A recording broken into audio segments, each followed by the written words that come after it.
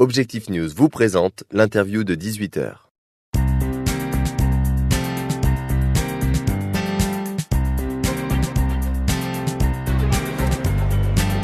Bonsoir à tous et merci de nous rejoindre sur objectifnews.tv. Nous accueillons pour l'interview de 18h ce soir Fabrice Tron, président de la société PCB. Bonsoir. Bonsoir. Vous êtes basé à Toulouse et spécialiste de la création, développement et monétisation de communautés.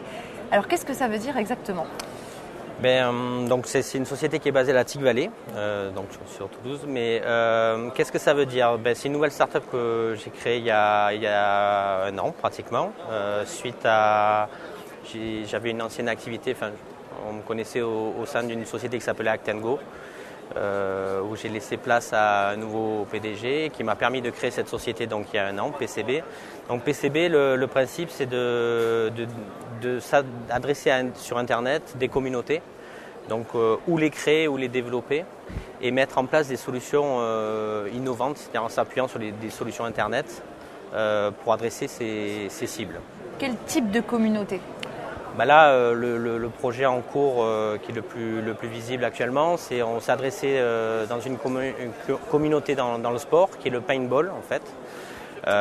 Et pour adresser cette communauté, on a mis en place un jeu vidéo. C'était la meilleure façon d'adresser cette communauté.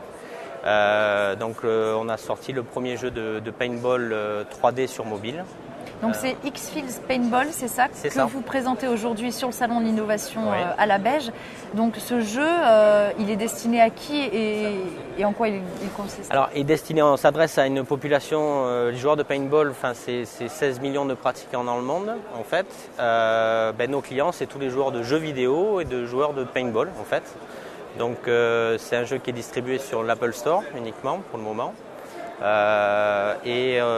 adresse tous ces fans de jeux ou de paintball en leur mettant à disposition ce jeu en 3D. C'est une première là-dessus et on a fédéré autour de ce jeu l'industrie du paintball. On ne s'est pas arrêté à simplement faire un jeu vidéo, on a souhaité intégrer tous les acteurs majeurs du paintball au niveau international. C'est-à-dire ?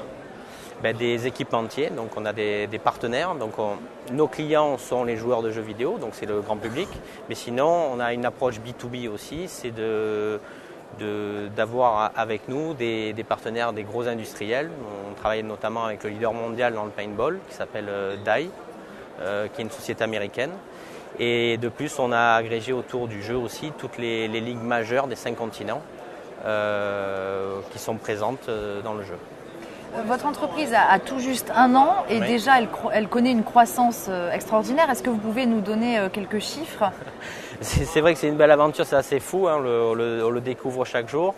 On a atteint les 500 000 téléchargements en 10 mois.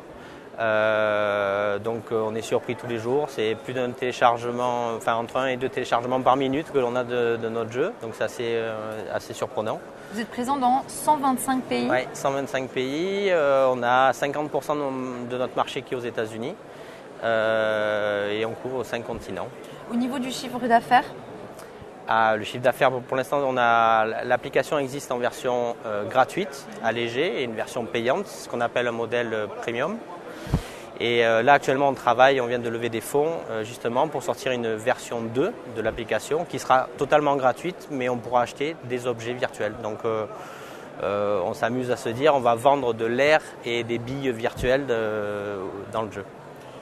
Sur le marché dans lequel vous êtes situé, est-ce que vous êtes les seuls à faire ça ? Est-ce que vous avez de la concurrence ? Alors on est le seul jeu vidéo mobile de paintball au monde. Ça c'est pour ce projet-là, mais au niveau de PCB, donc qui s'applique justement à créer, développer et monétiser des communautés. On n'a pas trop eu le temps de regarder un peu ce qui se faisait autour de nous, mais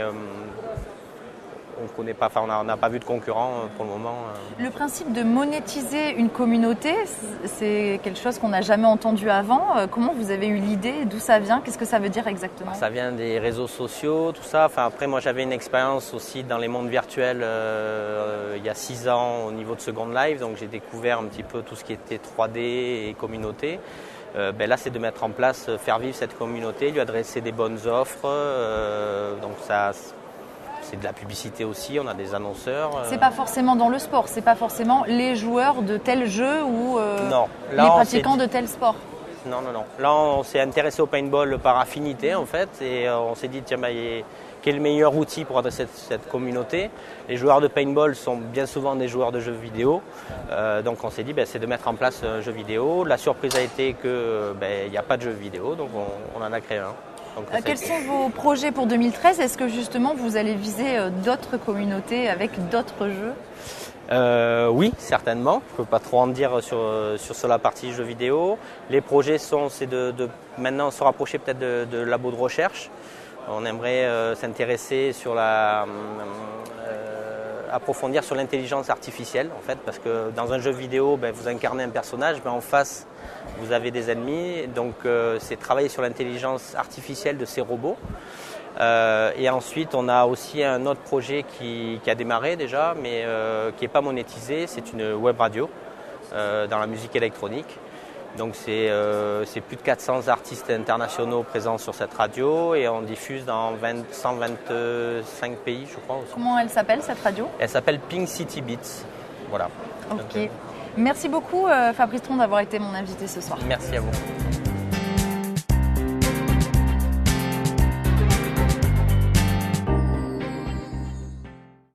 Objectif News vous a présenté l'interview de 18h.